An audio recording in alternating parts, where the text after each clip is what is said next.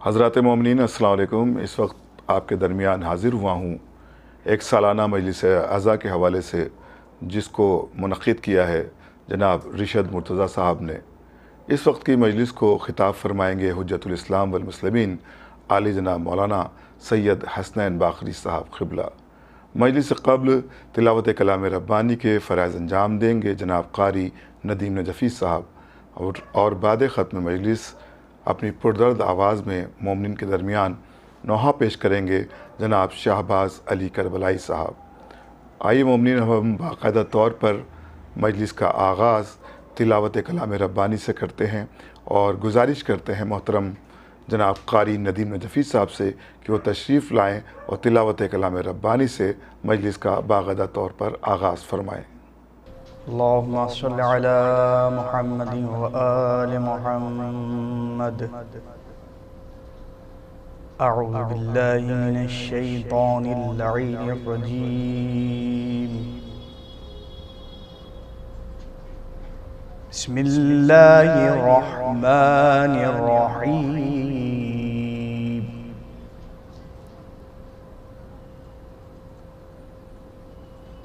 अर्रहमान अल्लमल क़ुरआन।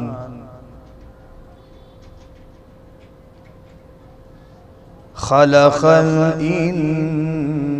इंसान अल्लमहुल बयान।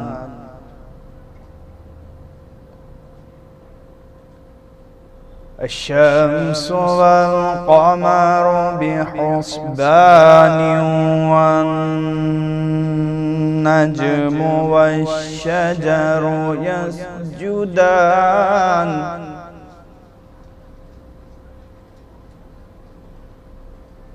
वस्समाअ रफ़अहा ववज़अल मीज़ान अल्ला तत्गौ फ़िल मीज़ान।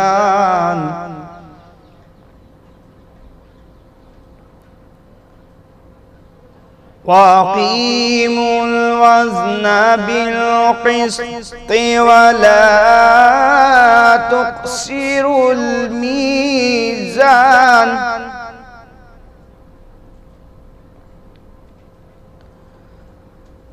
वल-अर्ज़ वज़अहा लिल-अनाम फ़ीहा फ़ाकिहतुन वन्नख़्लु ज़ातुल अक्माम।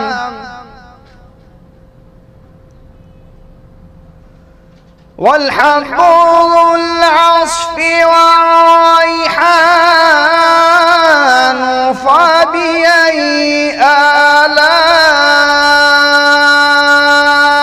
रब्बिकुमा तुकज़्ज़िबान।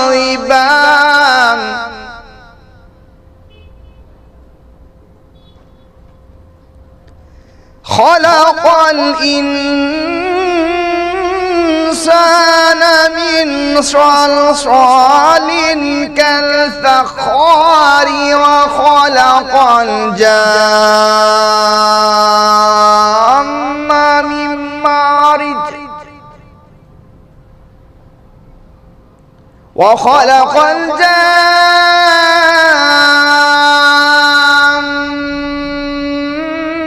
मिन मारिज मिन नार। फ़बिअय्यि आलाइ रब्बिकुमा तुकज़्ज़िबान।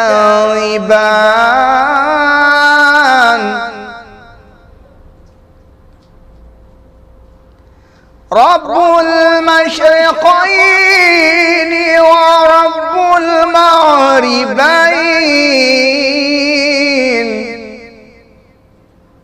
फ़बिअय्यि आलाइ रब्बिकुमा तुकज़्ज़िबान।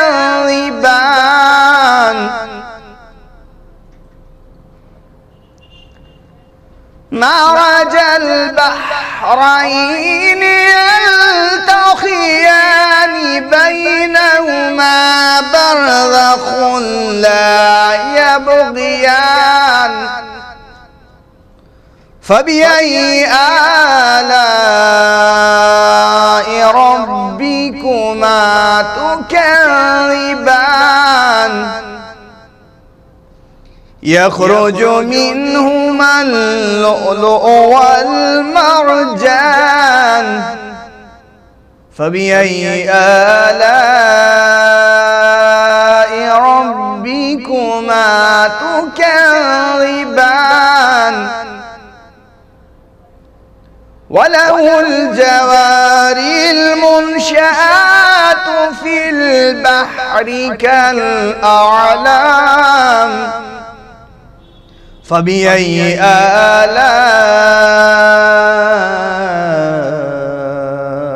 ربكما تكذبان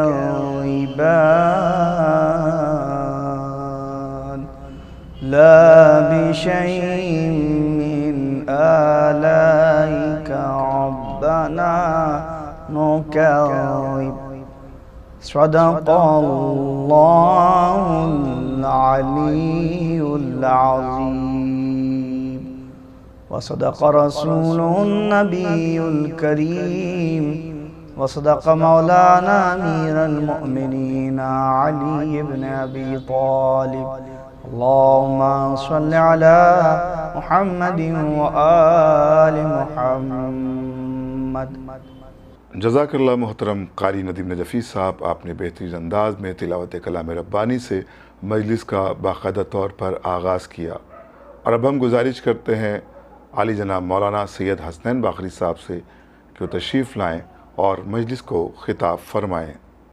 ابتدا میں ایک دفعہ گزارش ہے سورہ حمد اور 3 دفعہ سورہ قل هو اللہ کی تلاوت فرما کر مرحومہ شیبہ منصور بنت عبداللہ صاحب اور مرحومہ شہر بانو بنت مرزا جعفر حسین صاحبان کی ارواح کو ایصال کر دیں۔ اللہم صلی علی محمد وعلی محمد، اللہم صلی علی محمد وعلی محمد، اللہم صلی علی محمد وعلی محمد۔ بسم اللہ الرحمن الرحیم، الحمدللہ رب العالمین، الرحمن الرحیم، مالک یوم الدین، ایاک نعبد و ایاک نستعین، اہدنا الصراط المستقیم، صراط الذین انعمت علیہم غیر المغضوب علیہم ولا الضالین۔ بسم اللہ الرحمن الرحیم، قل هو اللہ احد اللہ الصمد لم یلد ولم یولد ولم یکن له کفوا احد۔ بسم اللہ الرحمن الرحیم، قل هو اللہ احد اللہ الصمد لم یلد ولم یولد ولم یکن له کفوا احد۔ بسم اللہ الرحمن الرحیم، قل هو اللہ احد اللہ الصمد لم یلد ولم یولد ولم یکن له کفوا احد۔ کذالک اللہ ربی، صدق اللہ العلی العظیم۔ صلوات پڑھیں اور محمد و آل محمد۔ فاتحہ۔ بسم اللہ الرحمن الرحیم، الحمدللہ رب العالمین، الرحمن الرحیم، مالک یوم الدین، ایاک نعبد و ایاک نستعین، اہدنا الصراط المستقیم، صراط الذین انعمت علیہم غیر المغضوب علیہم ولا الضالین۔ اعوذ باللہ السمیع العلیم من الشیطان الرجیم، بسم اللہ الرحمن الرحیم، بسم اللہ الرحمن الرحیم، الحمدللہ رب العالمین، والصلاة والسلام علی اشرف الانبیاء والمرسلین، خاتم النبیین، رحمت للعالمین، ابی القاسم محمد وآلہ الطیبین الطاہرین المعصومین المظلومین، لا سیما بقیت اللہ فی الارضین، ارواحنا و ارواح العالمین لتراب مقدمہ الفدا، ولعنت اللہ علی اعدائہم وغاصب حقوقہم اجمعین۔ اما بعد، قال اللہ سبحانہ تبارک و تعالی وقولہ الحق، بسم اللہ الرحمن الرحیم، ومن یبتغی غیر الاسلام دینا فلن یقبل منہ وہو فی الآخرۃ من الخاسرین۔ صلوات پڑھیں اور محمد و آل محمد۔ ایام عزائے سید الشہداء حضرت ابا عبداللہ الحسین علیہ السلام ہے، اور عاشور کے بعد کا یہ موقع اور مرحلہ اور جو آیت آپ کے سامنے تلاوت کی ہے مشہور آیت ہے، اس آیت میں دین اسلام کی عظمت کا اعلان ہے، اور یہ اعلان پروردگار ہے کہ وَمَن يَبْتَغِ غَيْرَ الْإِسْلَامِ دِينًا فَلَن يُقْبَلَ مِنْهُ۔ اللہ کا کلام ہے، خالق کا کلام ہے، اور دنیا میں آج کم از کم دنیا کی اکثریت بہت محدود افراد کو چھوڑ کر، بہت کم افراد کو چھوڑ کر تقریباً اکثریت آج خدا کو مانتی ہے، چاہے کسی بھی عنوان سے مانے، اللہ کو مانتی ہے چاہے کسی بھی اس کا نام دیا جائے، لیکن دنیا کا اکثر انسان اس بات کا قائل، چونکہ فطرت ہے کہ کوئی نہ کوئی اس کائنات کا خالق ہے، پیدا کرنے والا ہے اور رب ہے، اور جو خالق ہے، جو خدا ہے اور جو پیدا کرنے والا ہے اسی کو ہم اللہ کہتے ہیں، وہی خدا ہے، اور اسی اللہ کا کلام جو آج ہمارے سامنے قرآن کی شکل میں ہے۔ اور یوں تو آسمانی کتابیں، اللہ کی طرف سے آنے والی کتابیں، صحیفے بہت سے ہیں، لیکن آج کسی بھی کتاب کے لیے نازل ہونے کے بعد سے آج تک یہ چیلنج نہیں کیا جا سکتا، یہ گارنٹی نہیں دی جا سکتی کہ سیم وہی کتاب ہے جیسی نازل ہوئی، یعنی ہر کتاب کے لیے کوئی بھی اس کتاب کے ماننے والے بھی یہ دعویٰ نہیں کرتے ہیں کہ یہ 100% وہی کتاب ہے جو اللہ کی طرف سے آئی ہے، لیکن اس 1400 سال میں صرف اور صرف دنیا میں قرآن ایک ایسی کتاب ہے کہ جس دن سے نازل ہوئی ہے آج تک اس کے تمام ماننے والے دعویٰ کرتے ہیں اور چیلنج کرتے ہیں، اس بات کا عقیدہ رکھتے ہیں، یقین رکھتے ہیں کہ یہ 100% وہی کتاب ہے جو اللہ کی طرف سے نازل ہوئی۔ بہرحال یہ ہمارا ٹاپک نہیں ہے، موضوع نہیں ہے، لیکن اتنا کنفرم ہے کہ اللہ کا کلام ہے، اللہ کی کتاب ہے، خدا کی طرف سے نازل ہوئی ہے، اور آج تک یہی ایک کتاب ہے جس میں 1% بھی کوئی تبدیلی نہیں ہوئی ہے، یعنی نہ کوئی کمی ہوئی ہے نہ زیادتی ہوئی ہے، اور آج تک یہ محفوظ ہے۔ اور بہرحال اس کے چیلنج بھی ہیں کہ اگر اللہ کی کتاب نہیں ہے تو کوئی اس کا جواب لے آئے، یہ خود قرآن نے کہا ہے۔ یہ اس لیے میں نے عرض کیا کہ کلام الہی ہے، اللہ کا کلام ہے، اسی کی ایک آیت میں نے آپ کے سامنے اسلام کے حوالے سے پیش کی ہے۔ اس مرحلے پر آ کر ایک بات یہ بھی عرض کرنا ہے، آج کے زمانے میں دنیا میں مختلف فکریں ہیں، مختلف نظریات ہیں اور مختلف کوششیں ہیں۔ ایک صحیح راستے پر، مثبت راستے پر کوششیں ہیں، یعنی ایک تعداد وہ ہے کہ جو آج انسانیت کو پروان چڑھانا چاہتی ہے، انسانیت کو فائدہ پہنچانا چاہتے ہیں، انسانیت کی خدمت کرنا چاہتے ہیں، اور ایک وہ تعداد ہے اور فکر ہے کہ جو انسانیت کو نقصان پہنچانا چاہتے ہیں، یعنی جنہیں ہم انسان دشمن کہا جائے۔ آج دنیا میں ہیں ایسے افراد اور ایسی تنظیمیں اور ایسے افراد جن کو انسانیت مخالف کہا جائے، انسانیت کے خلاف کہا جائے، اور بعض ان کے کاموں سے بھی یہ بات ظاہر ہوتی ہے۔ اور یہ اس لیے عرض کر رہا ہوں کہ آج اگر ہمارے دنیا کے مختلف گوشوں و کنار میں، ابھی کچھ عرصے پہلے نبی اعظم صلی اللہ علیہ وسلم کی توہین ہوئی، ان کی اہانت ہوئی، ان کے کارٹون بنائے گئے اور ان کے سلسلے میں جسارتیں ہوئیں، اور یہ اس وقت شدت سے بعض ملکوں میں قرآن کریم کے سلسلے میں ہو رہا ہے۔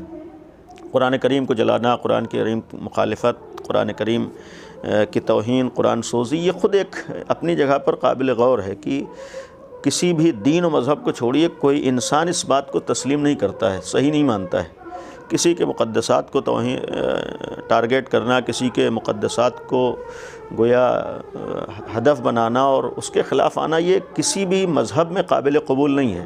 آپ دنیا کے تمام مذاہب میں چلے جائیے، کوئی مذہب آپ کو یہ اجازت نہیں دیتا ہے کہ دوسرے مذاہب کے مقدسات کو آپ جو ہے ٹارگیٹ کریں اور نقصان پہنچے۔ بالخصوص قرآن جیسی ایک کتاب جو اللہ کا کلام ہے اور پروردگار کا کلام ہے اور الہی کلام ہے، اور سوال یہ ہے کہ بھئی کس لیے قرآن جلایا جا رہا ہے؟ اگر کسی مذہب کے مقدس کتاب کو جلانا ہے تو دنیا میں بہت سی مقدس کتابیں ہیں، آج تک نہیں سنا کسی اور کتاب کو دنیا میں کسی فرد نے جلایا ہو۔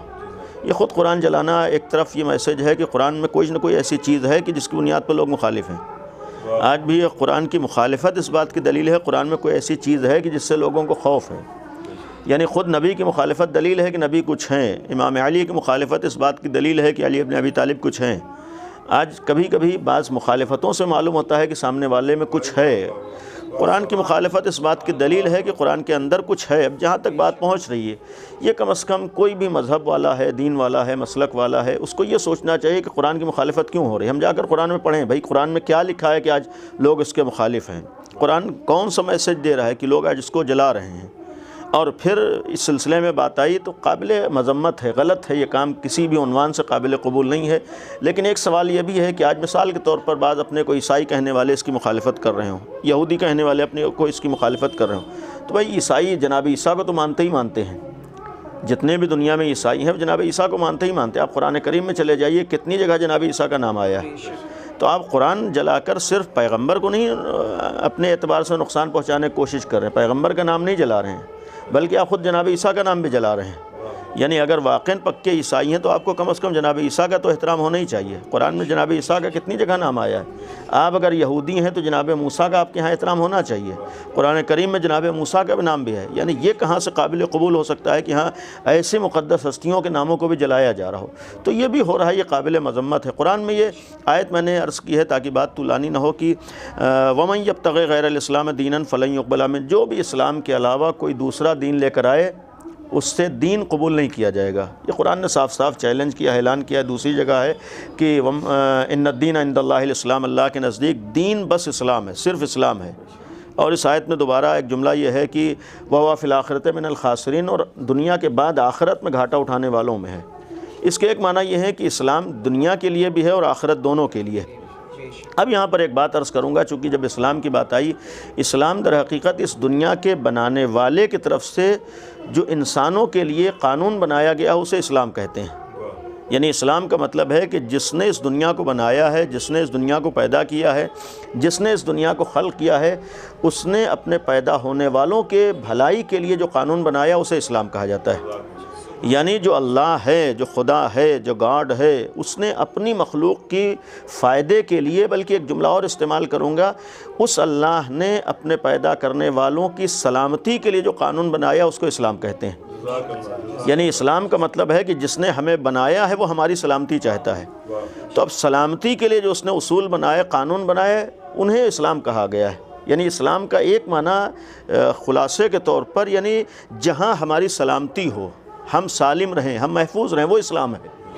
یعنی اسلام کا مطلب ہے کہ جو آپ کو سلامتی کا میسج ہے۔ دو ایک چیز قابل غور ہو سکتا ہے بعض لوگوں کے لیے، اسلام کے بعض قوانین آج سمجھ میں نہ آ رہے ہوں، یا بعض لوگ اسلام کے بعض قوانین کو صحیح طور پر تسلیم نہ کر رہے ہوں، لیکن خود یہ قابل غور چیز ہے کہ اسلام نے اگر وہ قانون بنائے ہوتے جو صرف آدمی کے جسم کو سالم رکھتا، یعنی آدمی کے جسم کی سلامتی چاہتا، یہی باڈی ہے، اس کی سلامتی اگر اسلام چاہتا تو ہو سکتا ہے بعض قوانین کے لیے ہم کہتے ہیں کہ ہماری سمجھ میں نہیں آ رہا۔ لیکن ایک بات عرض کروں گا کہ اسلام خالی ہمارے ظاہری جسم کی سلامتی نہیں چاہتا ہے، بلکہ اتنا تو ہر آدمی مانتا ہی مانتا ہے کہ اسلام انسان، جسم اور روح، ان دونوں چیزوں کے مجموعے کو کہتے ہیں۔ یعنی انسان میں جسم بھی ہے، روح بھی ہے۔ جب دونوں چیزیں ہیں تو اسلام نے خالی جسم کی سلامتی نہیں چاہی ہے، بلکہ اسلام جس طریقے سے انسان کے جسم کو سالم رکھنا چاہتا ہے ویسے روح کو سالم رکھنا بھی چاہتا ہے۔ اب چونکہ اسلام جسم اور روح کی سلامتی چاہتا ہے، لہذا وہ قانون بتائے گا جس سے جسم بھی سالم رہے، روح بھی سالم رہے۔ ایسی باتوں سے ہمیں منع کرے گا جو ہمارے جسم کو بھی نقصان پہنچائے، ہمارے روح کو بھی نقصان پہنچائے۔ جب اتنا کنفرم ہے کہ اسلام جسم اور روح دونوں کی سلامتی چاہتا ہے اور دونوں کو نقصانات سے بچانا چاہتا ہے، تو ہم مکمل اسلام کو اس وقت تک نہیں سمجھ سکتے جب تک جسم سے ہٹ کر روح کی منزل میں نہ جائیں۔ یعنی اسلام کو سمجھنے کے لیے خالی مادی نگاہوں سے دیکھیں تو اسلام کو نہیں سمجھ سکتے، اسلام کو روحانی نگاہ سے بھی دیکھنا ہوگا تب سمجھ میں آئے گا۔ یعنی اسلام آج کی میڈیکل سائنس کی طریقے سے صرف جسم کی سلامتی نہیں چاہ رہا ہے، اسلام تو جسم کی سلامتی چاہتا ہی چاہتا ہے، اس سے بڑھ کر اسلام انسان کے روح کی سلامتی چاہتا ہے۔ یعنی وہ قانون بتاتا ہے جس سے ہمارا جسم بھی سالم رہے، ہمارے روح بھی سالم رہے۔ ایسے کاموں سے ہمیں منع کرتا ہے کہ جو ہمارے جسم کو نقصان پہنچاتے ہیں، روح کو نقصان پہنچاتے ہیں۔ اور یہ دوسرا جملہ وَفِي الْآخِرَةِ مِنَ الْخَاسِرِينَ، اس کے ایک معنی یہ ہے کہ کم از کم ایک قرآن کے ماننے والے اور غور و فکر کرنے والے کا یہ عقیدہ تو ہے ہی کہ یہ دنیا ہی سب کچھ نہیں ہے، اس کے بعد بھی ایک دنیا ہے۔ یعنی ایک تعداد ہے جو مانتی ہے کہ اس کے بعد بھی کوئی نہ کوئی دنیا ہے۔ ابھی یہ دو مرحومہ کے اصالہ ثواب کی مجلس بھی ہے، اصالہ اِصال ثواب کے لیے بھی ابھی شروع میں فاتحہ پڑھوایا گیا. یہ اِصال ثواب خود اس بات کی دلیل ہے کہ ہمارا آج بھی یہ عقیدہ ہے کہ مرنے کے بعد آدمی ختم نہیں ہو جاتا ہے. اگر آدمی ختم ہو جائے تو ختم ہونے والے کے لیے کوئی کام نہیں کیا جاتا ہے. آپ یہ اپنے اعمال سے اور اپنی مجلسوں سے اپنے مرحومین کو بھی ثواب پہنچانا چاہتے ہیں کہ جس طریقے سے آپ کو فائدہ ہو. اگر ان کو ثواب پہنچانا ہے تو آدمی کہیں ہے تبھی تو ہم اس تک کوئی چیز پہنچا رہے ہیں. یعنی خود یہ اِصال ثواب دلیل ہے کہ مرنے کے بعد آدمی ختم نہیں ہوتا ہے. اس کے بعد ایک دنیا ہے جہاں پر آدمی جا رہا ہے, آخرت ہے. اگر ہمیں یقین نہ ہو آخرت کا, کم از کم انسان کی عقل تو کہتی ہے کہ ہو سکتا ہے اس کے بعد کہ کوئی دنیا ہو. کم از کم ہم کسی مسئلہ کو اسی مذہب سے وابستہ ہیں تو ماننا پڑے گا کہ اس کے بعد بھی کوئی, جب وہاں ہے تو اب جو میں نے عرض کیا ہے کہ ہمیں اس دنیا میں اپنی سلامتی کی فکر ہے. اگر اس دنیا میں سلامتی کی فکر ہے تو اس دنیا کے بعد اگر کوئی دنیا ہے تو وہاں سلامتی کی فکر ہونا چاہیے, نہیں ہونا چاہیے. اور جب اسلام دنیا اور آخرت دونوں جگہ کی بات کرتا ہے تو اسلام دنیا کے لیے بھی قانون بناتا ہے, آخرت کے لیے قانون بناتا ہے. یعنی جو میں نے کہا کہ اسلام سلامتی کے قانون کا نام ہے, تو چونکہ ہمارے لیے انسان کے لیے صرف دنیا نہیں ہے بلکہ آخرت بھی ہے, لہٰذا اسلام ایسے قانون بنائے گا کہ جس کی وجہ سے ہماری دنیا بھی سالم رہے, آخرت بھی سالم رہے. یعنی جو میں نے عرض کیا ہے کہ ہمارا جسم اور روح دونوں کی سلامتی چاہتا ہے. جسم اور روح کی سلامتی کے لیے اس نے دنیا کو بھی نگاہوں میں رکھا ہے, آخرت کو بھی نگاہوں میں رکھا ہے. یعنی اسلام نے ایسے قانون بنائے ہیں کہ جس کی وجہ سے ہم دنیا میں بھی محفوظ رہیں, آخرت محفوظ رہیں. یہاں بھی ہمیں کوئی نقصان نہ ہو, وہاں بھی ہمیں کوئی نقصان ہو. اب یہاں پر ایک جملہ عرض کروں گا کہ اگر اسلام نے دنیا اور آخرت دونوں کو دیکھا ہے تو اسلام کے قوانین کو سمجھنے کے لیے اس وقت تک ہم تمام قوانین کو نہیں سمجھ سکتے ہیں جب تک ہماری ہماری نگاہیں دنیا سے اوپر ہٹ کے آخرت کی طرف نہ ہوں. یعنی اسلام کو سمجھنے کے لیے اگر ہماری نگاہوں میں خالی دنیا ہوگی تو اسلام ہماری سمجھ میں نہیں آئے گا. آج ایک تعداد ہے جو اسلام کے بعض قوانین لوگوں کے سمجھ میں نہیں آتے. بعض لوگ کہتے ہیں اس کا ریزن کیا ہے اور وجہ کیا ہے اور سبب کیا ہے, اسلام نے یہ قانون کس لیے بنایا. میں نے کہا دو چیزیں, جب تک ہماری توجہ اور نگاہ جسم کے ساتھ ساتھ روح پر نہ ہوگی ہم اسلام کے قوانین کو نہیں سمجھ سکتے. جب تک ہماری نگاہ دنیا کے ساتھ ساتھ آخرت پر نہ ہوگی تب تک ہم اسلام کے قوانین کو نہیں سمجھ سکتے ہیں. اور یہی وجہ ہے کہ اگر اسلامی قوانین کو سمجھنا ہے تو ہمارا بہترین راستہ کربلا ہے. آج کربلا کی یاد, آج عزاداری اور آج امام حسین کے اس پیمانے پر نام اس بات کے لیے ہے کہ اگر اللہ کے دین کو سمجھنا ہے تو اپنی نگاہوں سے نہ دیکھو, اگر اللہ کے دین کو سمجھنا ہے تو ان لوگوں کی نگاہوں سے سمجھو جنہوں نے جب دین پہ وقت آیا ہے تو اپنے گلے کٹا دیے لیکن دین پہ آنچ نہیں آنے دی. یہاں پر ایک پہلو عرض کروں گا کہ ہمارے ہاں جو امامت کا عقیدہ ہے اور امامت کا تصور ہے, امامت کے معنی یہ ہے کہ اللہ نے اپنی طرف سے دین بھیجنے کے لیے 1,24,000 انبیاء کو ذریعہ بنایا ہے. یعنی یہ عقیدہ ہے کہ دین اللہ کا ہے, اللہ کی طرف سے آیا ہے, لانے والے انبیاء ہیں. یعنی لانے والے 1,24,000 انبیاء, جناب آدم سے دین شروع ہوا ہے اور آخری نبی پر دین ختم ہوا ہے. اب یہاں پر ایک بات یہ بھی عرض کروں گا کہ اسلام پیغمبر کے زمانے میں ختم ہوا ہے, اسلام پیغمبر کے زمانے میں شروع نہیں ہوا ہے. اسلام کا آغاز جناب آدم سے ہوا ہے. تو اگر اسلام کا آغاز جناب آدم سے ہوا ہے, جب بھی یہ بات آئے کہ سب سے پرانا دین کون سا ہے تو جب سے آدم ہے تب سے اسلام ہے. بس اسلام کا ایک امتیاز یہ ہے کہ جیسی جیسی ضرورت تھی ویسا ویسا قانون آتا رہا ہے, یا جیسے جیسے لوگوں میں سمجھنے کی صلاحیت تھی ویسے ویسے قانون آتے رہے, جیسے جیسے لوگ اس کو سمجھنے کے لائق بنے ہیں ویسے ویسے قانون بھیجے گئے ہیں. لیکن جب انسانیت ایک اعتبار سے کمال تک پہنچ گئی اور ضرورتیں پوری ہو گئی ہیں تب پیغمبر کی زندگی میں آ کر اسلام کو اللہ نے مکمل کیا ہے. تو پیغمبر کے زمانے میں اسلام مکمل ہوا ہے. نبی اولاً اس نبی کے بنانے والے پیغمبر نہیں ہیں, یعنی اسلام کے بنانے والے پیغمبر نہیں ہیں. نبی نے اسلام کو بنایا نہیں, صرف اسلام کو لے کر آئے ہیں. اور اسلام کا آغاز و انجام پیغمبر کے زمانے میں نہیں ہے. اسلام شروع ہوا ہے جناب آدم سے, ختم ہوا ہے آخری نبی کے اوپر.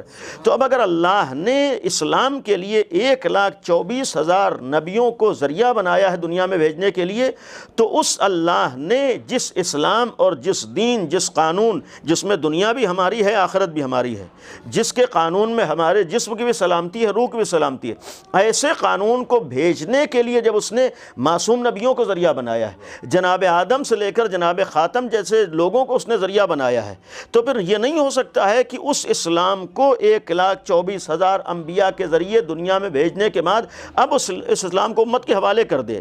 نہیں ہو سکتا ہے کہ اللہ ایک اسلام کے لیے 1,24,000 انبیاء کا تو انتخاب کر رہا ہے کہ تم اللہ کی طرف سے دنیا میں لے کر جاؤ، اور جب آخری نبی دنیا سے جا رہے ہوں اس اسلام کو اللہ امت کے حوالے کر دے۔ جب اللہ نے اسلام کو امت کے حوالے نہیں کیا ہے تب تو آج اسلام کا یہ حال ہے۔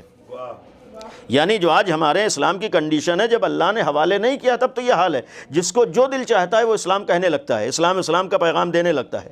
لیکن اللہ نے اگر 1,24,000 انبیاء کے ذریعے سے اسلام کو بھیجا ہے تو اسی اللہ نے آخری نبی کے دنیا سے جانے سے پہلے ہی اس اسلام کی حفاظت کا انتظام کیا ہے۔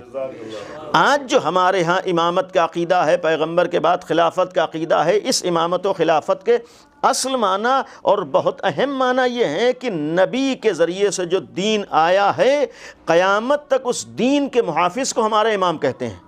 یعنی امام کا مطلب ہے کہ 1,24,000 انبیاء کے ذریعے سے جو اللہ نے دین بھیجا ہے اس کی حفاظت کون کرے گا؟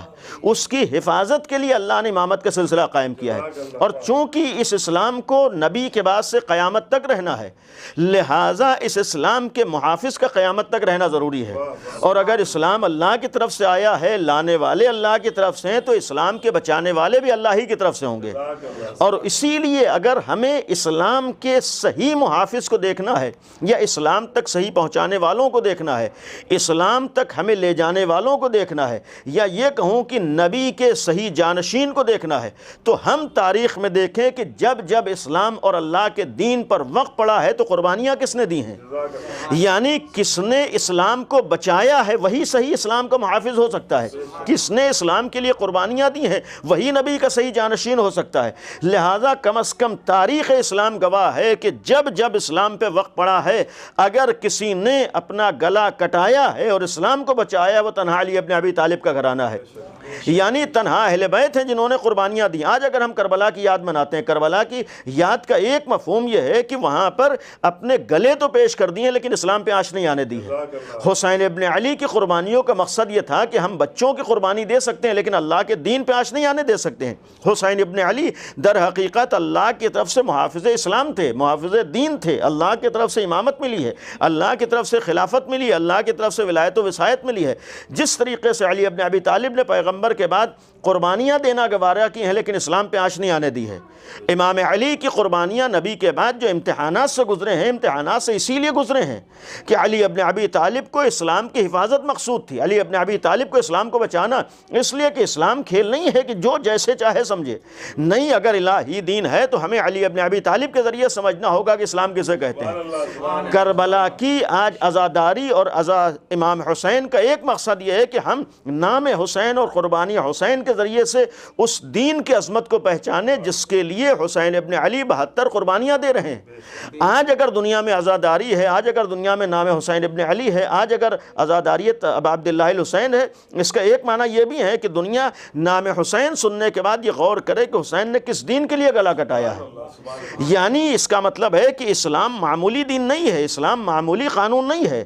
اسلام کو اگر ہمیں دیکھنا ہے تو یزید جیسے فاسق و فاجر سے اسلام کو نہیں پہچانا جا سکتا ہے، یزید کے آباء و اجداد کے ذریعے سے اسلام کو نہیں پہچانا جا سکتا ہے۔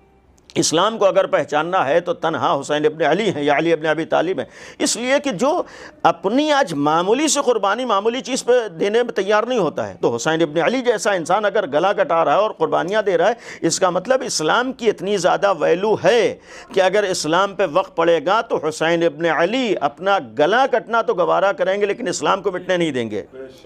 کربلا کی در حقیقت جنگ حسین اور یزید کی جنگ نہیں تھی، اصل کربلا کی جنگ اس لیے تھی کہ یزید سامنے آ کر، اور سب سے بڑا المیہ یہ تھا کہ یزید اسلام کا لباس اوڑھ کر اسلام کو مٹانا چاہتا تھا، یزید اسلام کو بدلنا چاہتا تھا۔ یزید کا مشن یہ تھا، اور قابل غور چیز یہ تھی کہ یزید کے ساتھ ورنہ دنیا میں اسلام کی مخالفتیں بہت سے لوگوں نے کی ہیں لیکن آج اتنی قربانیاں لوگوں کے مقابلے میں نہیں دی جاتی جتنا حسین ابن علی نے یزید کے مقابلے میں دی۔ وجہ یہ تھی کہ یزید اسلام کا نام باقی رکھ کر اسلام کو مٹانا مٹانا چاہتا تھا۔ یعنی لوگ اسلام کے دشمن بن کر اسلام کو مٹانا چاہتے ہیں، ان سے اسلام کو اتنا خطرہ نہیں ہوتا ہے۔ اصل خطرہ ان لوگوں سے ہوتا ہے جو لوگ اسلام کی نقاب ڈال کر اسلام کے خلاف چلتے ہیں۔ حسین ابن علی کی عزاداری اور حسین ابن علی کی قربانی کا ایک مقصد یہ تھا کہ اگر یزید اپنے چہرے کے اوپر اسلام کے نقاب ڈال کر اسلام کو مٹانا چاہے گا تو میں گلا کٹا کر دنیا کو یہ بھی پیغام دینا چاہتا ہوں کہ ہر اپنے کو مسلمان کہنے والے سے تم یہ دھوکہ نہ کھاؤ گے یہ اسلام ہے، بلکہ اگر صحیح اسلام کو دیکھنا ہے تو پہلے ایسے افراد کا انتخاب کرو، چنو جو تمہیں صحیح اسلام تک پہنچا سکتے ہیں، ورنہ دنیا میں اسلام کا دعویٰ کرنے والے بہت سے لوگ ہیں، ہر دعویٰ کرنے والے سے اگر ہم اسلام کو پہچاننا چاہیں گے تو ہرگز اسلام تک نہیں پہنچ سکتے ہیں۔ کربلا کی قربانی کا ایک میسج یہ ہے کہ پہلے آؤ ان لوگوں کو پہچانو جو صحیح محافظ اسلام ہیں، صحیح اسلام کے بتانے والے ہیں، ورنہ اگر یزید جیسے افراد، اور آج کے زمانے میں اس کا ایک نمونہ ہمارے سامنے ISIS جیسے لوگ ہیں، اس کا ایک نمونہ آج ہمارے سامنے داعش جیسے لوگ ہیں، اس کا ایک نمونہ ہمارے سامنے سپاہ صحابہ و طالبان جیسے لوگ ہیں۔ یعنی کربلا کا اور حسین ابن علی کا ایک پیغام یہ ہے کہ ایسے افراد سے اسلام کو نہیں پہچانا جا سکتا ہے۔ اگر اسلام کو پہچاننا ہے تو اس گھرانے سے پہچانو کہ جب اسلام پر وقت پڑتا ہے تو یہ لوگ اپنے گلے کٹا دیتے ہیں، اپنی قربانیاں دے دیتے ہیں۔ اسلام کی اگر اور یہاں پر بات آئی تو واقعاً اگر اسلام کو دیکھنا ہے تو حسین ابن علی سے ہم دیکھیں۔ یقین رکھیے کہ آج اسلام کے سلسلے میں بہت سی غلط فہمیاں ہیں۔ ایک اسلام کے سلسلے میں مثلاً غلط فہمی ہے کہ اسلام میں جہاد کا غلط تصور ہے۔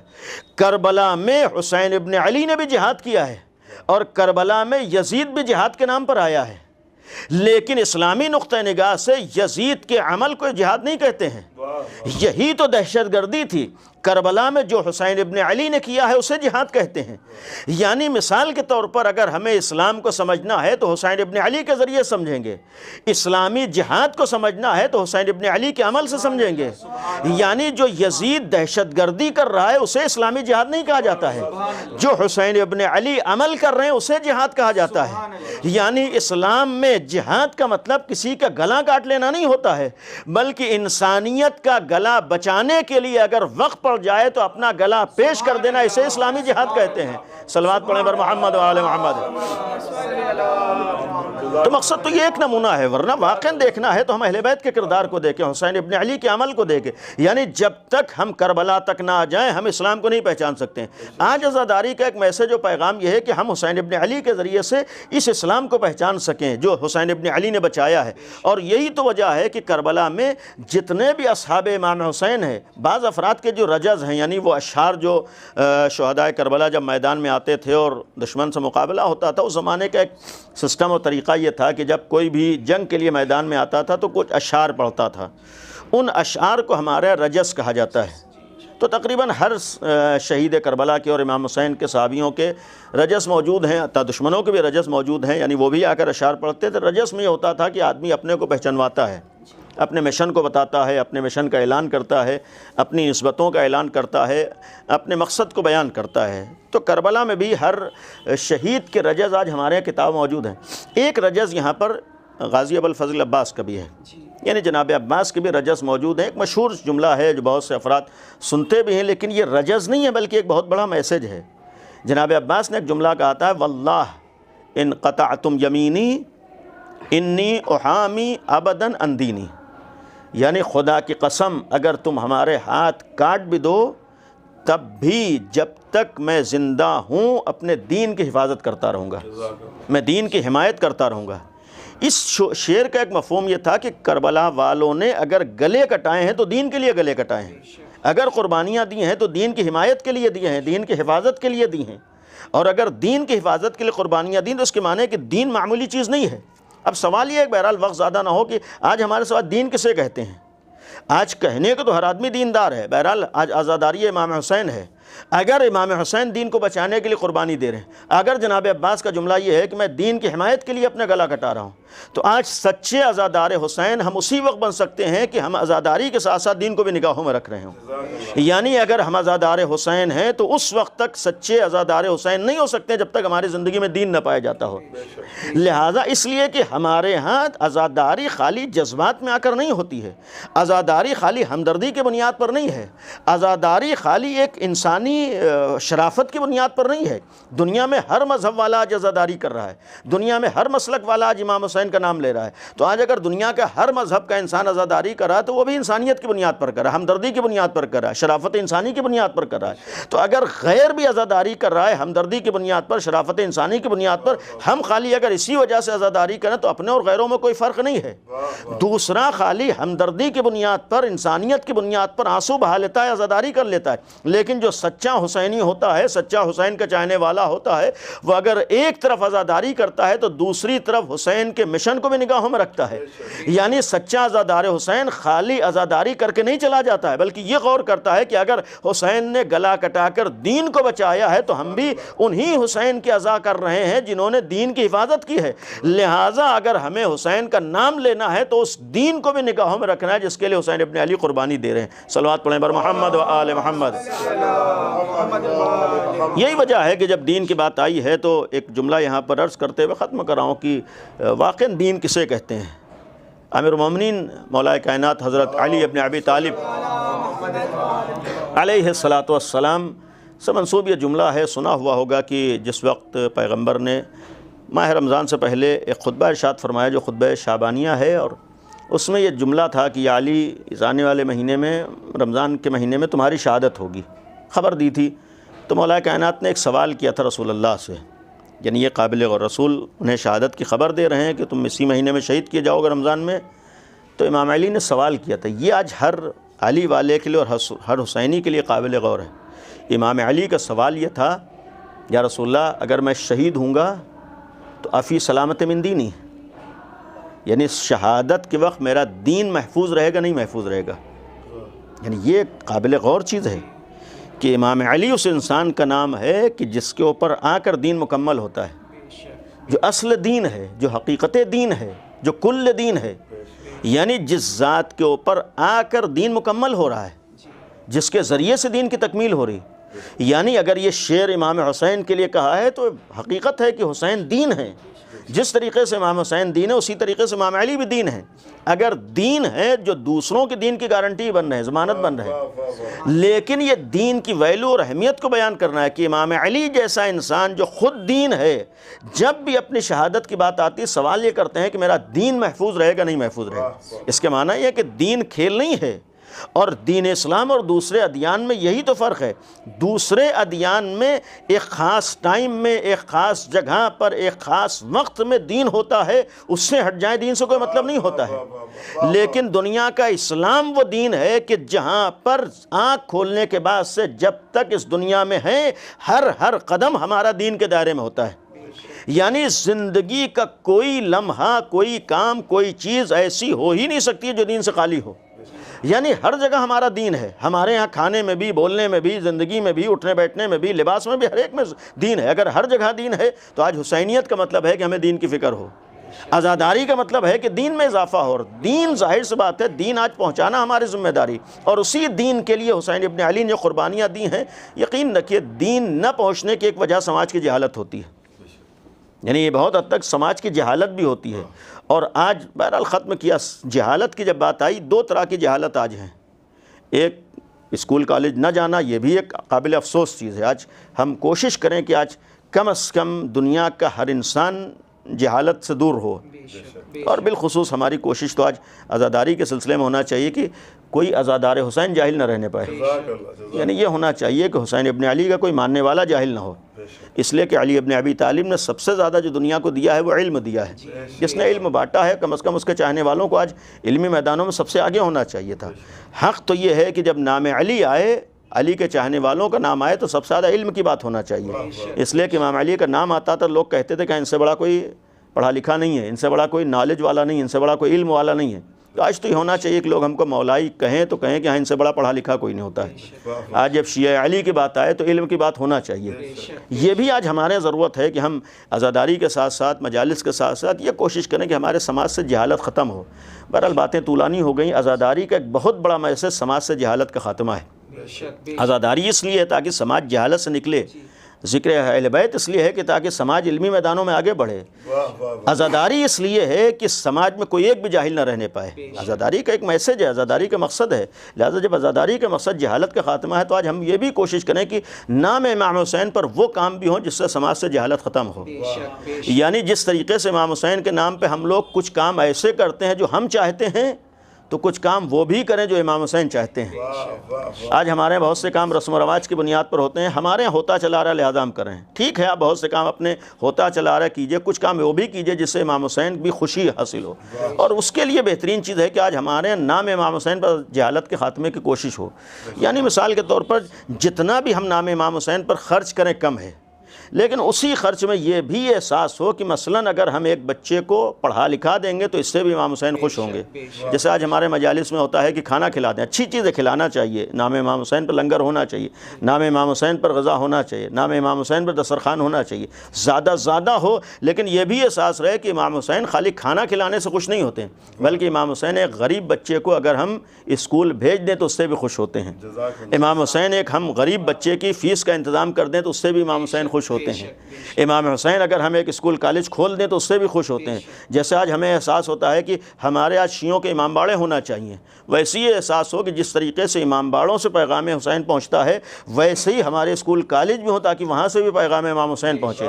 اس لیے کہ حسینی پیغام کسی خاص جگہ سے مخصوص نہیں ہوتا ہے، بلکہ ہر انسان تک حسینی پیغام پہنچے، اور اگر پیغام حسینی پہنچانے کے لیے آج ہمیں امام باڑوں تک آنا ہے تو پیغام حسینی کو پہنچانے کے لیے ہمیں اسکول و کالج کی طرف بھی آنا ہے۔ آج جیسے ہم لوگ شان سے کہتے ہیں کہ مثال کے طور پر فلاں شہر میں سب سے بڑے امام باڑے شیعوں کے ہیں، آج ہونا تو یہ چاہیے تھا امام باڑوں کے ساتھ ساتھ بات یہ آتی کہ فلاں شہر میں سب سے اچھے اسکول شیعوں کے ہیں، بے شک یعنی سب سے معیاری اسکول علی کے چاہنے والوں کے ہیں۔ آج یہ ہماری ضرورت ہے، تو یہ بھی آج جہالت کا خاتمہ، آج ہم عزا امام حسین کے نام پر بہت حد تک کوشش کر سکتے ہیں۔ آج کتابیں بھی تقسیم کی جا سکتی ہیں، دعاؤں کے ساتھ ساتھ آج ہمارے ہاں وہ کتابیں جو آج انسان کے علم میں اضافہ کریں، وہ کتابیں جو انسان کی جہالت کا خاتمہ کریں، ایسی کتابیں جو انسان کی فکر کو کھول رہی ہوں۔ آج ظاہر سی بات ہے کہ ایک ہی محلے میں 100 لوگ دعاؤں کی کتابیں بانٹ دیں گے تو آدمی پڑھے گا ایک ہی کتاب۔ بہرحال بٹنا چاہیے، لیکن وہاں بٹنا چاہیے جہاں ضرورت ہو۔ اگر کتابیں ہی بانٹنا ہے تو آج ہمارے وہ کتابیں بانٹ سکتی ہیں جس سے سماج کو جہالت سے نکالا جا سکے، سماج کے علم میں اضافہ کیا جا سکے۔ ظاہر سی بات ہے کہ یہ چیز بھی ہمارے ہاں ہو سکتی ہے جسے ہم انجام دے سکتے ہیں۔ ہم عزاداری کے نام پر، امام حسین کے نام پر بچوں کی تعلیم کا انتظام بھی کر سکتے ہیں، فیس کا انتظام بھی کر سکتے ہیں، ہم بکس کو انتظام بھی کر سکتے ہیں، کورس کا انتظام بھی کر سکتے ہیں۔ اللہ نے اور زیادہ نوازا ہے، ہم اچھے اسکول و کالج بھی کھول سکتے ہیں۔ تو یہ ایک چیز ہے، تو ایک جہالت کا خاتمہ یہ ہے۔ دوسرے جہالت کا خاتمہ جو ہمارے ہاں دین کی جہالت ہوتی ہے، اور ختم کیا سب سے زیادہ جو جہالت خطرناک ہے وہ دینی جہالت ہے۔ اس لیے کہ اسکول و کالج والی جہالت ہوگی تو ہماری خالی دنیا خراب ہوگی، اگر دینی جہالت ہوگی تو دنیا کے ساتھ ساتھ ہماری آخرت بھی خراب ہوگی۔ آج کم از کم ایک آدمی کو اتنا احساس ہے کہ جیسے بھی حالات، اور بہت سے لوگوں کی سمجھ میں آتا ہے کہ آج ہر آدمی کو اسکول جانا چاہیے۔ بھائی سوال یہ ہے کہ اگر آج ہر آدمی کو اسکول جانا چاہیے، نہ گیا تو اس کا نقصان کتنا ہوگا؟ یعنی ایک بچہ اگر جاہل رہ جائے تو اس کا کتنا نقصان ہوگا؟ یعنی اسکول نہیں گیا ہے، کالج نہیں گیا ہے اور جاہل رہا ہے تو اس کا نقصان کتنا ہے؟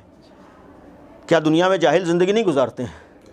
یعنی اگر جاہل رہ جائے گا تو ایسا نہیں ہے کہ زندگی گزار ہی نہیں سکتا ہے، جیسے تیسے ذلت والی ہوگی لیکن گزار لے جائے گا۔ اور کتنے دن گزارے گا؟ بہت زیادہ، 100 سال گزارے گا۔ یعنی 100 سال زیادہ آدمی کو نہیں رہنا ہے۔ تو آج 100 سال کے لیے ہمیں تو اتنی فکر ہوتی ہے کہ ہر ایک کو اسکول جانا چاہیے، اچھی چیز ہے، ہر ایک کو کالج جانا چاہیے، اچھی چیز ہے، ہر ایک کو علمی میدانوں میں آگے آنا چاہیے، اچھی چیز ہے، اور ایسی چیز کے لیے کوشش ہے جہاں پر زندگی گزر سکتی ہے۔ یعنی آج اگر ہم کو احساس ہے کہ ہمارے بچے کی دنیا برباد نہ ہو، ایک نوجوان کی دنیا برباد نہ ہو، اسی طریقے سے اگر اسلام کے ماننے والے ہیں تو دنیا کے ساتھ ساتھ ہمیں آخرت کی بھی فکر ہو۔ اس لیے کہ اگر اسکول کالج نہیں گیا ہے تو جیسے تیسے ذلت کے ساتھ صحیح دنیا میں زندگی گزار لے گا، لیکن اگر دین سے دور رہا تو دنیا بھی برباد ہوگی، آخرت بھی برباد ہوگی۔ کربلا کا پیغام ہے کہ ہم دنیاوی اعتبار سے بھی آگے ہوں، کربلا کے آخرت کے اعتبار سے بھی آگے ہوں۔ یہی وجہ ہے کہ حسین ابن علی نے کربلا میں گلا کٹایا ہے، لیکن اس گلا کٹنے کے بعد بھی حسین ابن علی کا گلا سر جھکا نہیں ہے۔ عاشور کے بعد حسین ابن علی کا سر نوک نیزہ پر شاید اس بات کا بھی اعلان کر رہا تھا کہ یہاں گلا کٹ تو سکتا ہے لیکن یہ گلا جھک نہیں سکتا ہے، اور اسی میں جو عرض کیا کہ جناب عباس جیسے اپنے بازوؤں کو کٹوا دیا ہے، لیکن یہ اعلان تھا کہ یہ ہاتھ قلم ہو سکتے ہیں، کہ دشمن کے آگے جھک جانا نہیں ہو سکتا ہے، بے دینی کا ساتھ سمجھوتا ہو جانا نہیں ہو سکتا ہے، جہالت کے ساتھ سمجھوتا ہو جانا نہیں ہو سکتا ہے، نہیں، ہمارا ایک مشن ہے، اس کے لیے ہم ہر طریقے کی قربانیاں دے سکتے ہیں۔ اور جس وقت دونوں ہاتھ جناب عباس کے قلم ہوئے ہیں، کربلا میں ابھی عاشور کا دن گزرا ہے، آپ تصور کریں کتنا بڑے امتحانات سے کربلا والے گزرے ہیں۔ آج اپنے عزیز جب دنیا سے جاتے ہیں تب تھوڑا بہت احساس ہوتا ہے کہ غم کسے کہتے ہیں۔ کربلا والوں سے پوچھیں کہ غم کسے کہتے ہیں، جس کے نگاہوں کے سامنے 72 جنازے ہوں، جس نے اپنے عزیزوں کے جنازوں کو دیکھا ہو۔ امام سجاد سے جب جناب زینب نے اسی 11ویں محرم کو گزری ہوئی سوال کیا تھا کہ بیٹا میں تمہارے چہرے کا عالم کیا دیکھ رہی ہوں، لگتا ہے تم بھی دنیا سے رخصت ہو جاؤ گے، تو امام سجاد نے فرمایا تھا کہ پھوپھی اماں اس بیٹے کی حالت کیا پوچھتی ہو جس کے باپ کا جنازہ بے گور و کفن ہو۔ یعنی یہ ایک امتحان ہے جو امام سجاد دے رہے ہیں۔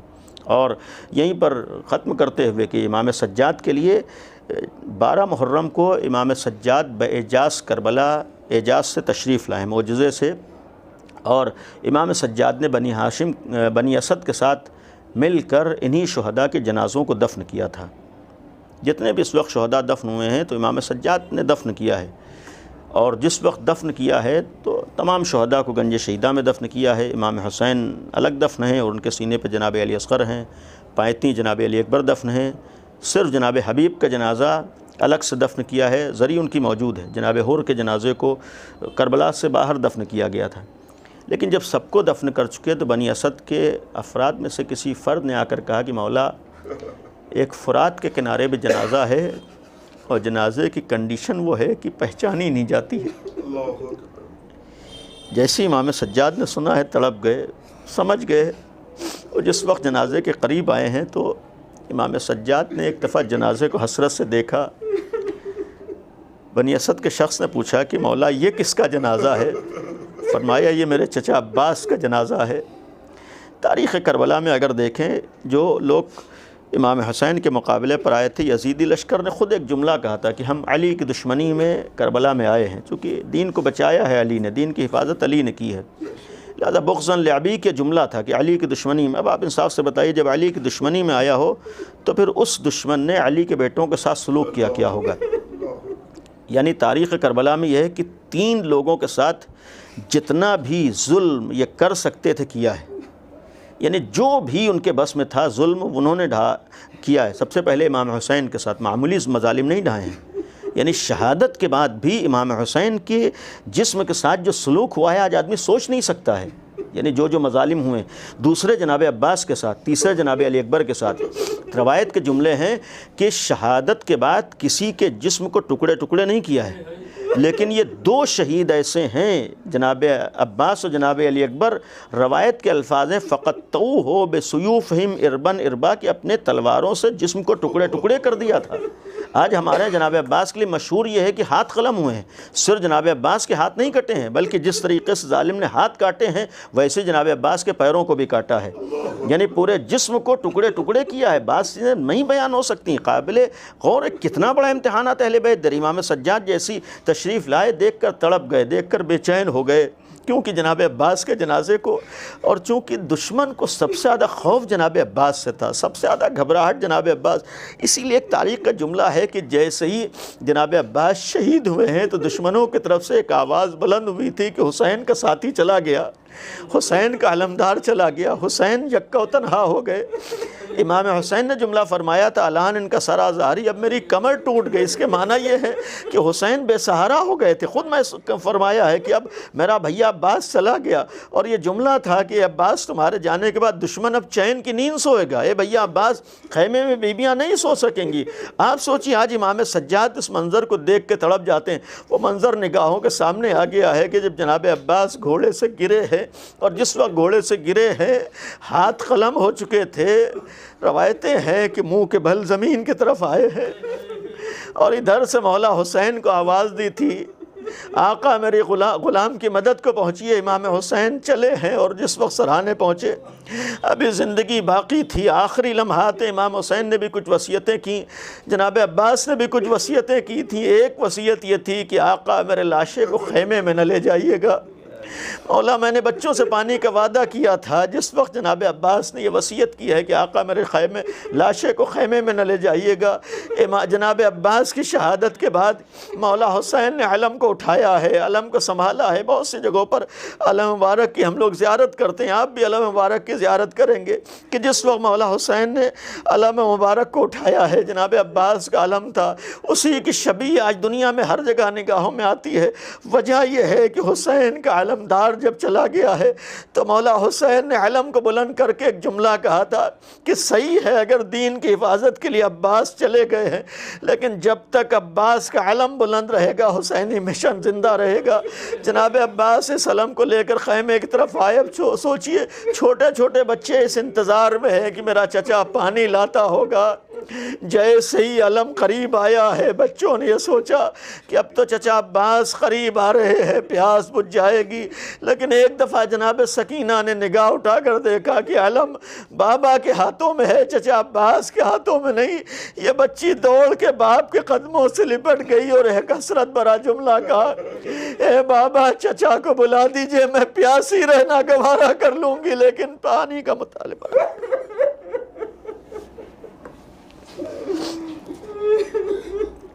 الا لعنت اللہ علی القوم الظالمین سيعلم الذین ظلموا ای منقلب ینقلبون۔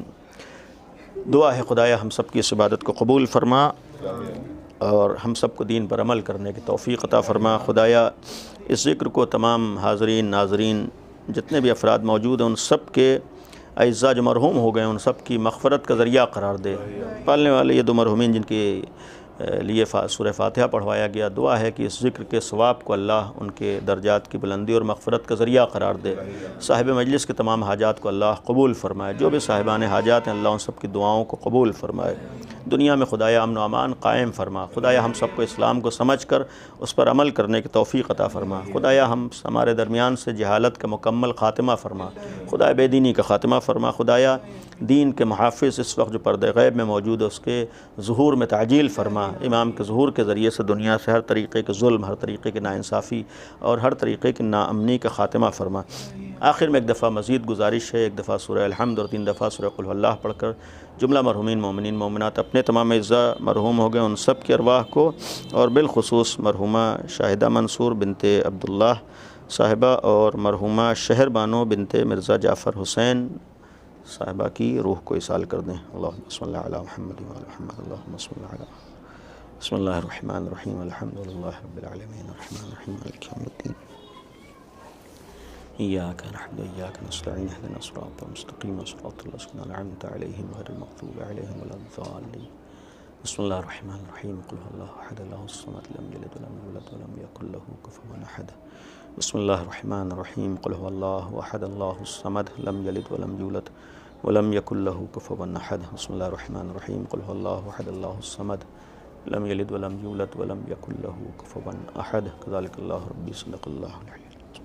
جزاک اللہ محترم مولانا سید حسنین باقری صاحب، آپ نے بہترین فضائل اور مولا عباس کے حوالے سے مصائب مومنین کے درمیان پیش کیے، اور اب ہم گزارش کرتے ہیں مشہور و معروف نوحہ خوان جناب شہباز علی کربلائی صاحب سے کہ وہ تشریف لائیں اور اپنی پردرد آواز میں مومنین کے درمیان نوحہ پیش فرمائیں۔ پانی مانگے نہ کوئی، پانی مانگے نہ کوئی، رو کے سکینہ بولے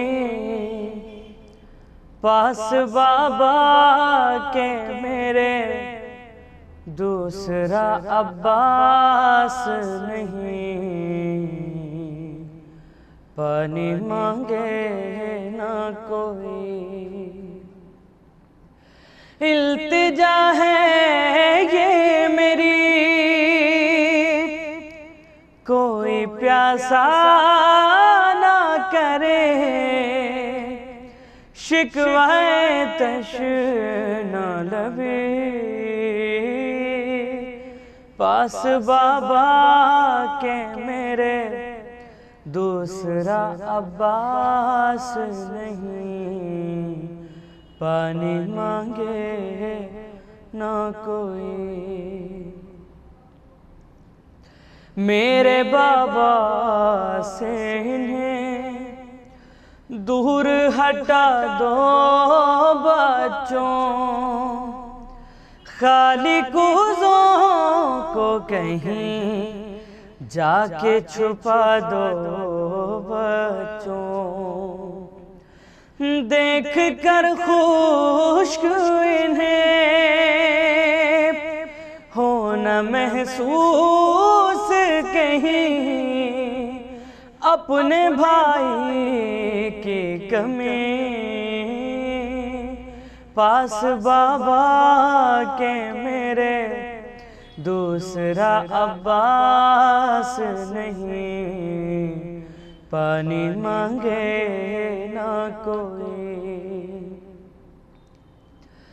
کاش پانی کے لیے ان سے نہ کہتی آ کر، کیا خبر تھی کہ نہیں آئیں گے یوں جا کر، شرم آتی ہے مجھے دیکھ کر ٹوٹی کمر، جان نکلتی ہے میری، پاس بابا کے میرے دوسرا عباس نہیں، پانی مانگے نہ کوئی، مجھ کو احساس نہ ہو اپنے چچا کے غم کا،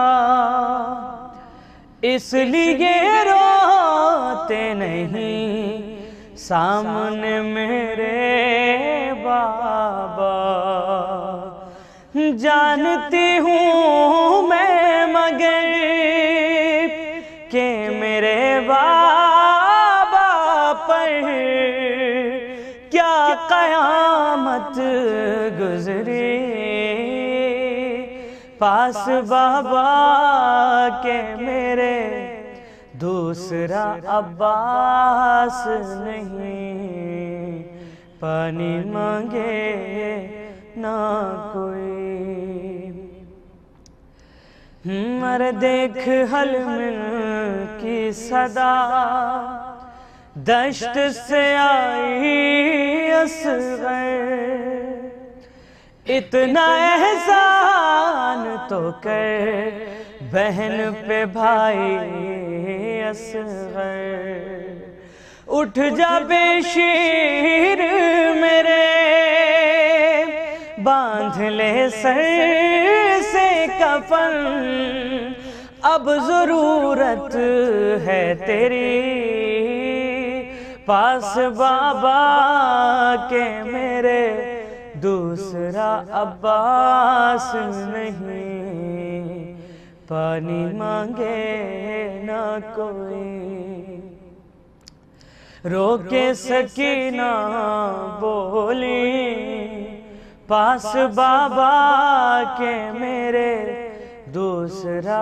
عباس نہیں، پانی مانگے نہ کوئی، ہاں جن سے ڈھارس تھی تجھے کٹ گئے بازو ان کے، تیر و تلوار میں ہیں تنہا ہے بابا تیرے، آنا مشکل ہے وطن کوئی امید نہیں، کہہ دے صغرا سے کوئی، پاس بابا کے میرے دوسرا عباس نہیں، پانی مانگے نہ کوئی،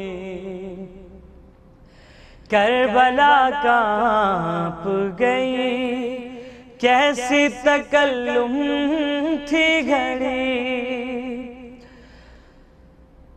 بات دیکھتی تھی وہ کبھی باپ کو دریا کو کبھی شہ پہ چلتی تھی چھری، بچی یہ کہتی ہوئی خاک پر بیٹھ گئے، پاس بابا کے میرے دوسرا عباس نہیں، پانی مانگے نہ کوئی۔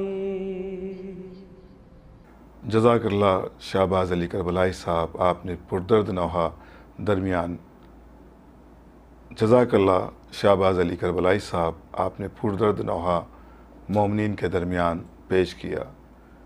خدا سلامت رکھے جناب رشد مرتضیٰ صاحب کو، وہ ہر برس 14 محرم کو سالانہ مجلس کا انعقاد کرتے ہیں۔ خدا ان کے جملہ اہل خانہ کو، ان کی بچی کو، ان کی اہلیہ کو سلامت رکھے۔ انشاءاللہ مومنین، آپ سے جلد پھر ملاقات ہوگی کسی نئے پروگرام کے حوالے سے۔ جب تک کے لیے دیے اجازت، خدا حافظ والسلام۔